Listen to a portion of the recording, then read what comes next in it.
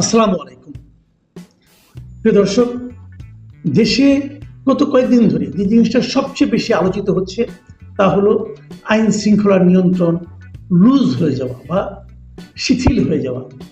মানুষ যেখানে সেখানে ছোটখাটো ঘটনা নিয়ে মারামারি করছে, খুনোখুনি করছে, ঘোষণা দিয়ে একটা বাড়িতে হামলা চালাচ্ছে এবং নারী সহ মা সন্তান সহ ৩ জনকে পিটিয়ে হত্যা করছে, ধর্ষণ করছে, ধর্ষণের ছবি আবার ফেসবুকে এবং সোশ্যাল মিডিয়ায় ছড়িয়ে দিচ্ছে। সারা দেশে একটা মবের আতঙ্ক তৈরি হয়েছে। পুলিশের যে পুলিশ স্টেশন সেটা ঘেরাও করা হচ্ছে এবং ঘেরাও করে আসামিকে ছাড়িয়ে নিয়ে যাওয়া হচ্ছে, পুলিশ স্টেশন ভাঙচুর করা হচ্ছে।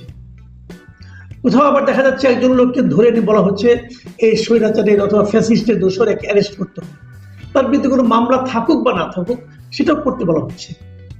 দাঙ্গা হচ্ছে, মারামারি হচ্ছে, অপহরণ হচ্ছে, এগুলো আমরা ব্যাপকভাবে মিডিয়াতে দেখছি, আমাদের আশেপাশে দেখছি।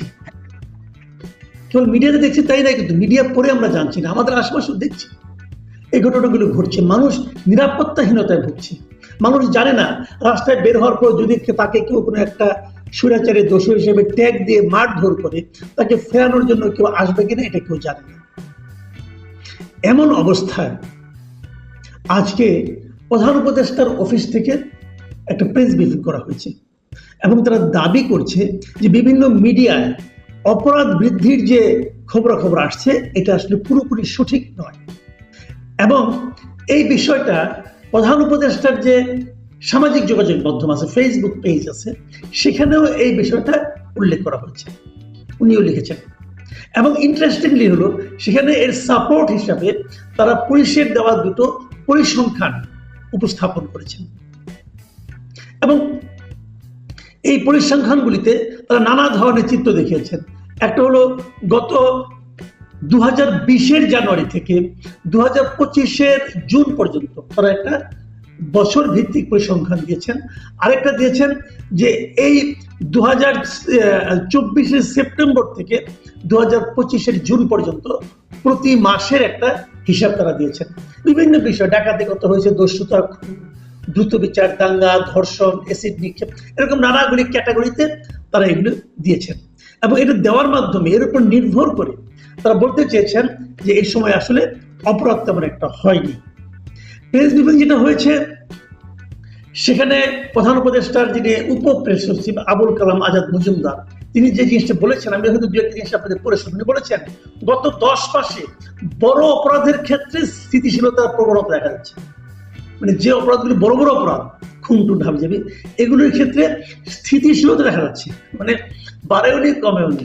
আচ্ছা, আর বলেছেন যে 2024 সালের সেপ্টেম্বর থেকে 2025 সালের জুন পর্যন্ত সরকারি অপরাধ পরিসংখ্যানের ভিত্তিতে যে কথাগুলি পাওয়া গেছে, তিনি বলেছেন চলতি বছরে অপরাধের ঘটনা তীব্রভাবে বেড়েছে। পরিসংখ্যান মতে এমন দাবি পুরোপুরি সত্য নয়, মানে বেড়েছে কি বাড়েনি, এই জিনিসটার ব্যাপারে ওনার বক্তব্য হলো আমরা যদি পরিসংখ্যানের দিকে তাকাই তাহলে আমরা বলবো যে বেড়েছে যে, এবং দাবি যারা করছেন দাবিটা ঠিক না। মানে অপরাধ বাড়েনি, এটা আমাকে আপনাকে বুঝতে হবে পরিসংখ্যানের দিকে তাকিয়ে। পরিসংখ্যান বলছে বাড়ে নাই। ভাই, আপনি কি পরিসংখ্যান দেখে টের পান যে আপনার পাশে পাশে মারামারি হলো কিনা? ওই যে মিটফোর্ডে চাঁদার দাবিতে অথবা যে কোনো কিছুতে একটা লোককে যে পিটিয়ে মেরে ফেলা হলো, ওই লোক কি পরিসংখ্যান দেখে তারপরে দোকান খুলেছিল? তাহলে তার মরার কথা ছিল না। পরিসংখ্যানের উপরে এই যে নির্ভরতা, এটা কতটুকু কি সত্য? এবং এই পরিসংখ্যানটা কে তৈরি করেছে? পুলিশ তৈরি করেছে। কার পুলিশ? এই সরকারের পুলিশ। সরকারের পুলিশ কি এমন পরিসংখ্যান করবে যাতে সরকার বিব্রত হবে? বাদ দেন এই কথা। সরকারের পুলিশ যখন একটা খুনের হিসাব করে অথবা একটা দাঙ্গার হিসাব করে, কোন দাঙ্গা করে তারা বলতে পারে। যে সমস্ত দাঙ্গায় তাদের এখানে মামলা হয় সেগুলো নিয়ে তারা বলতে পারে, যেগুলো মামলা হয় না সেগুলো কেউ জানে না। কিন্তু মানে পরিসংখ্যান নিয়ে বলার আগে না আমি একটা কথা বলার লোভ আসলে সামলাতে পারছি না।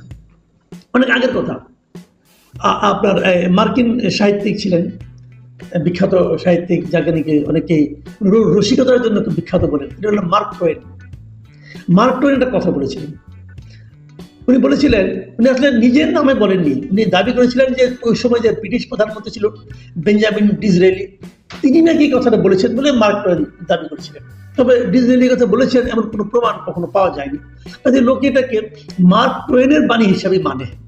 তিনি বলেছিলেন আসলে there are three kinds of lies, তিন ধরনের মিথ্যা আছে।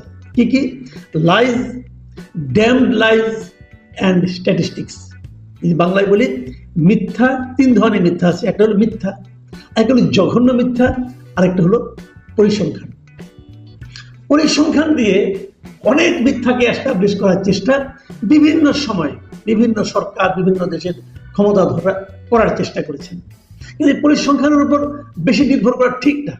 ডক্টর ইউনুস তার পেজে যে পরিসংখ্যানগুলো উল্লেখ করেছেন, সেই পরিসংখ্যানগুলো উল্লেখ করার সময় উনি কি জানতেন না যে পরিসংখ্যানটাকে আসলে যে এক ধরনের মিথ্যা হিসেবে সাধারণ মানুষের কাছে প্রতিভাত হয়? তাও উনি পরিসংখ্যানের উপর ডিপেন্ড করলেন কেন? মানুষের জীবনযাপনের উপর কি দেখছি আমরা, এটাকে প্রত্যেকটা মানুষ নিজেরাই জানেন না? জানেন কি? তাহলে আমি ভালো আছি কি নাই, এটা আপনি প্রধান উপদেষ্টা পরিসংখ্যান দিয়ে আমাকে প্রমাণ করবেন, নাকি আমি নিজেই আমার গায়ের চামড়া দিয়ে টের পাবো যে আমি ভালো আছি কি নাই? আমি ভয়ে আছি না আনন্দে আছি, এটা তো আমি রাস্তায় বের হলেই টের পাই। আপনি কি পরিসংখ্যান দিয়ে প্রমাণ করবেন যে আমি খুব নিরাপদের মধ্যে আছি? বাজারের জিনিসের দাম বাড়লো কি বাড়লো না, যখন আপনি বাজার করতে যান তখনই আপনি জানেন। আপনি বাজারে যে একটা জিনিস কাঁচা মরিচের দাম গত কয়েকদিনে 250 টাকা করে বেড়েছে, আপনি গেলেন বাজারে, বাজার থেকে আসলেন এবং বাণিজ্য উপদেষ্টা পরিসংখ্যান দিয়ে প্রমাণ করলেন যে কাঁচা মরিচের দাম আসলে কম, করতেই পারেন, কিন্তু সেই প্রমাণটাকে আপনার ঘরের শান্তি ঝালের শান্তি ফিরে আনবে না তো। তো এই সমস্ত পরিসংখ্যান যখন দেওয়া হয় তখন বুঝতে হবে আসলে ওনাদের আর কিছু বলার নাই, আর কোনো লজিক নাই। যখন লজিক না থাকে তখন এই ধরনের পরিসংখ্যান ভিত্তিক তত্ত্ব এবং তথ্য দেওয়ার প্রবণতা বেড়ে যায়। আমরা সরকারকে অনুরোধ করব, ভাই পরিসংখ্যানের হিসাব বাদ দেন। আপনি যদি পরিস্থিতি ভালো করতে পারেন সেটা আপনাকে বলতে হবে না, জনগণই বলবে। যেমন গত রমজানে জিনিসপত্রের দাম আপনারা নিয়ন্ত্রণে রাখতে পেরেছিলেন, জনগণ বলেছে, আপনাকে কষ্ট করে পরিসংখ্যান দিতে হয় নাই। যখন আপনারা পরিসংখ্যান দেন, আমার বিবেচনায় আপনি একটা হাস্যকর কাজ করেন এবং জনগণের কাছে নিজেদের অক্ষমতাকে ঢাকার একটা হাস্যকর প্রচেষ্টায় লিপ্ত হন। আমরা এটা চাই না। এদেশের মানুষ খুব ভালো বোঝে এসে আইন শৃঙ্খলা পরিস্থিতি কেমন আছে। আমাদের অনুরোধ, এদেশের মানুষকে বোঝার চেষ্টা করেন, মানুষকে বোকা বানানোর চেষ্টা করেন না। প্রিয় দর্শক, এখন এই পর্যন্তই। আল্লাহ হাফিজ।